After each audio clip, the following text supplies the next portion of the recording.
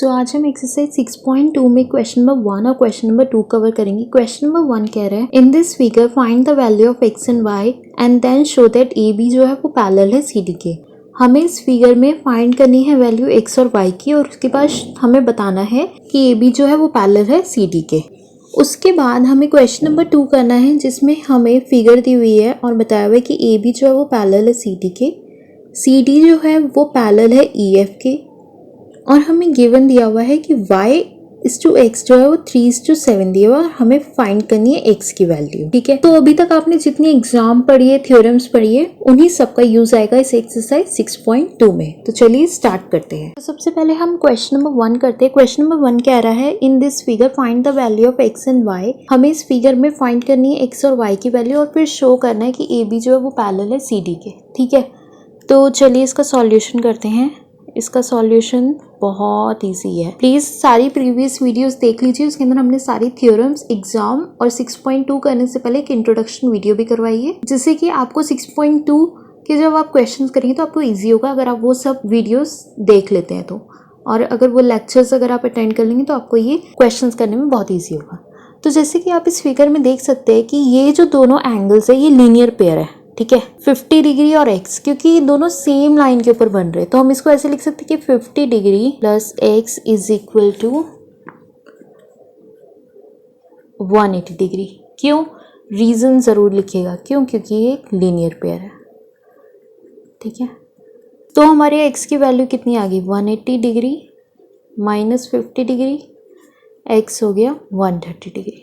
ठीक है, और यहाँ पे अगर आप देखें तो ये क्या बना रहा है? वर्टिकली अपोजिट एंगल बना रहा है, तो y जो होगा वो इक्वल हो जाएगा 130 के। y हो जाएगा इक्वल 130 के।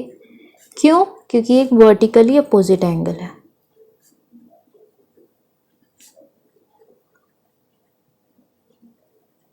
क्योंकि एक वर्टिकली अपोजिट एंगल है। ठीक है, अगर आप देखेंगे कि x और y की वैल्यू जो है वो सेम है तो हम इसे ऐसे लिख सकते हैं कि x is equal to Y is equal to 130 degree. और अगर आप फिगर में देखें तो ये अल्टरनेटिव इंटीरियर एंगल्स बन रहे हैं तो ये तब भी इक्वल होगा। तो हम इधर लिख देते हैं अल्टरनेटिव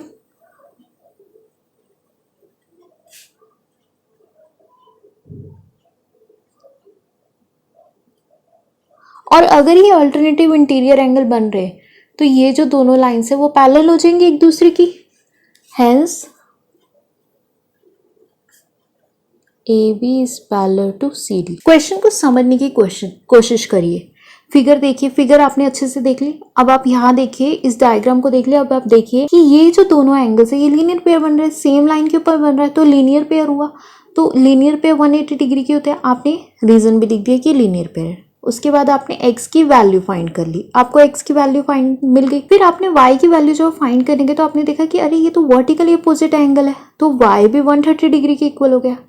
फिर आपने देखा कि अगर हमारे x और y दोनों की वैल्यू इक्वल आ रही है तो हमने अपनी थ्योरम्स में पढ़ा था और एग्जाम में भी पढ़ा था कि ये अल्टरनेटिव इंटीरियर एंगल अगर इक्वल होंगे तो दो लाइंस जो होगी वो पैरेलल होंगी। Hence A B is parallel to C D. हमारा सेकेंड क्वेश्चन है, इसमें हमें दिया हुआ है कि ए बी जो है वो पैरेलल है सी डी के। ए बी जो है वो पैरेलल है सी डी के और सी डी जो है पैरेलल है ई एफ के। और हमें y और z की जो वैल्यू है 3:7 हमें रेशियो में दी हुई है और हमें x फाइंड करना है। ठीक है, तो अगर हमें ए बी और सी डी पैरेलल है और सी डी ई एफ के पैरेलल है तो आपने थ्योरम नंबर 6.6 में पढ़ा था lines which are parallel to the same lines are parallel to each other.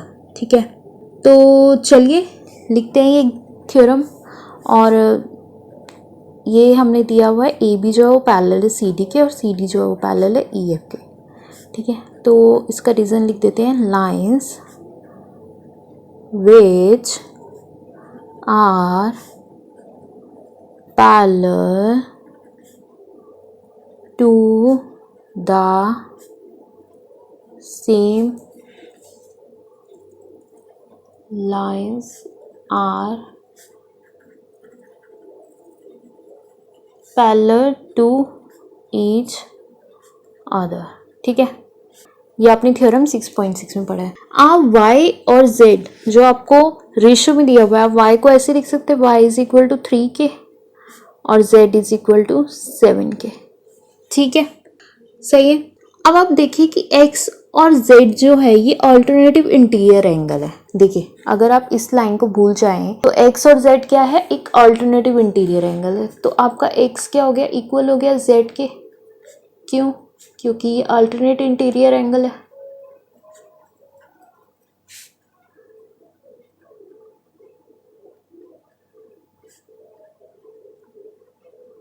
ठीक है, x हो गया z के इक्वल क्योंकि अल्टरनेट इंटीरियर एंगल है।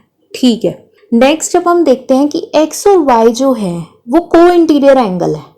देखा आपने, सेम लाइन पे बढ़ रहे हैं, सेम ट्रांसवर्सल लाइन के सेम साइड पे, तो ये को इंटीरियर एंगल होगी। तो आप इसको ऐसे लिख सकते हैं x plus Y is equal to 180 degree. क्यों, क्योंकि ये क्या है, ये है आपके को इंटीरियर एंगल्स।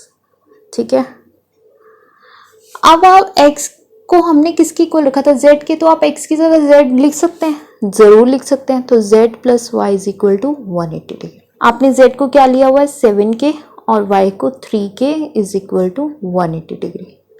ठीक है, ये आ गया आपका 10 के इज इक्वल टू 180 डिग्री। ये आ गया आपका k is equal to 18 degree. ठीक है, अब आपको जब k की वैल्यू मिल गई तो आप k की वैल्यू इसमें रख देंगे और अपने y और z की वैल्यू फाइंड कर लेंगे। y is equal to 3k is equal to 3 into में 18, ये हो गया 3 8 से 24 एंड 54 डिग्री। और ये हो गया z is equal to 7k, ये हो गया 7 इंटू में 18, तो ये हो गया आपका 126 डिग्री। तो आपको y आगे 54 डिग्री और z आगे 126 डिग्री। आपने ऑलरेडी यहाँ पे लिखा हुआ था कि आपने x को z के इक्वल रखा हुआ है। क्यों, क्योंकि ये अल्टरनेट इंटीरियर एंगल है। तो आप x is equal to z, क्यों, क्योंकि अल्टरनेट इंटीरियर एंगल है।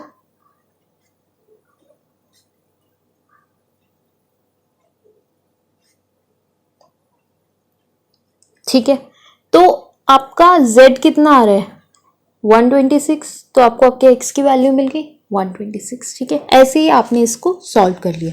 तो इस क्वेश्चन में आपको क्या गिवन था, गिवन था कि ए बी जो है वो पैरेलल है सी डी के, सी डी जो पैरेलल है ई एफ के। तो हमने रीजन लिख दिया क्यों पैरेलल है। फिर उसने आपको y और z की वैल्यू रेशियो में दी हुई थी, तो आपने उसे कन्वर्ट कर लिया 3k और 7k में। फिर आपने देखा कि x और z जो वो इक्वल होंगे, क्यों, क्योंकि अल्टरनेटिव इंटीरियर एंगल है। ठीक है, और देन आपने देखा कि x और y अगर हम ऐड करें तो इक्वल होंगे 180 के। क्यों, क्योंकि को इंटीरियर एंगल है। फिर आपने x की जगह z की वैल्यू रखी, क्योंकि आपने इसको ऑलरेडी इक्वल किया हुआ था। क्यों, क्योंकि अल्टरनेटिव इंटीरियर एंगल था। तो आपने z plus Y is equal to 180 करके वैल्यू निकाल ली 18 डिग्री, और उस वैल्यू को आपने एक y और z में रखा, जिससे आपको y और z के एंगल्स मिल गए, और उसके बाद आपने x की वैल्यू निकाल। आई होप आपको इस सेशन में क्वेश्चन नंबर 1 और 2 अच्छे से समझ में आया होगा। अगर कोई भी क्वेरी है, कोई भी डाउट है, तो प्लीज कमेंट सेक्शन में लिखिए, हम आपके क्वेश्चंस का रिप्लाई जरूर करेंगे।